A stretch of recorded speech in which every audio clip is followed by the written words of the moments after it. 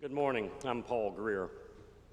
Last Sunday, Roger Gower stood in this pulpit and announced Westminster's stewardship campaign for the coming year, a campaign entitled Live Free, Take Hold of a Life That Really Is Life.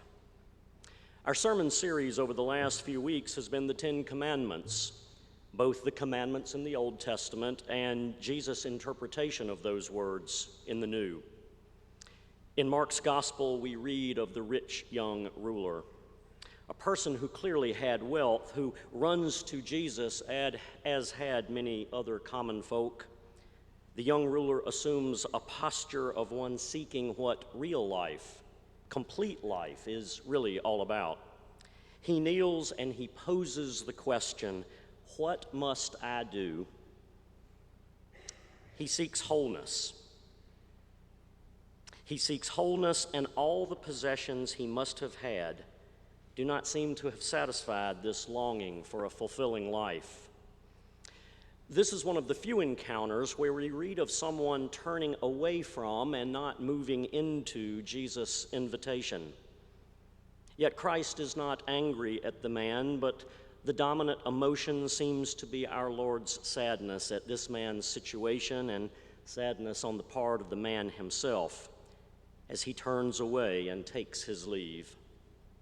The young ruler stipulates that he has followed the laws. 6 of the 10 commandments are specifically mentioned, yet compliance alone is not enough. Such respectability consists in not doing things, but the teachings of Jesus call one to do things, to love one another, to forgive others as we would want to be forgiven, to sell all that we have, and so on.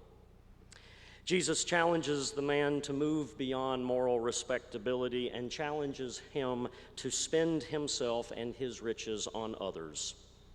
The man lacked one thing, something beyond the bounds of conventional ethics. He lacked the radical generosity that Jesus poses, one that leads to finding a life that matters, a life where we make a difference, a life that is overflowing in grace and in gratitude. Such a life was the man's goal, and yet he went away sorrowful. He understood at once that he was not free. The scriptures describe others who, when Jesus called them to a life filled with meaning, that those folks followed and they left stuff behind.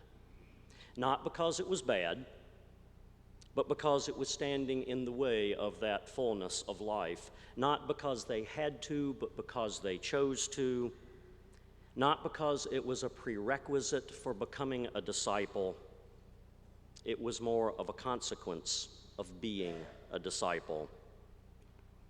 While few will follow the instructions to sell all, there is something to be said for a strong sense of gratitude for all God has bestowed and the growing generosity of our hearts. That generosity will move us to a greater life, a fuller life, a life where we can make a difference, where, having received so much, we're challenged to give, that hearts will be changed, lives will be transformed, and disciples will serve.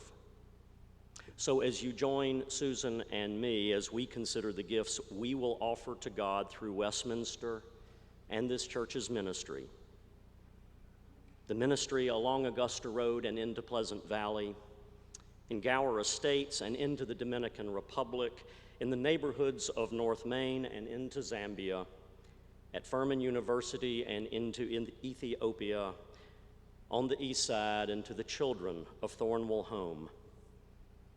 May our generosity free us to experience a life that is really life, as we too are changed, as we are transformed as disciples, serving our Lord Jesus Christ.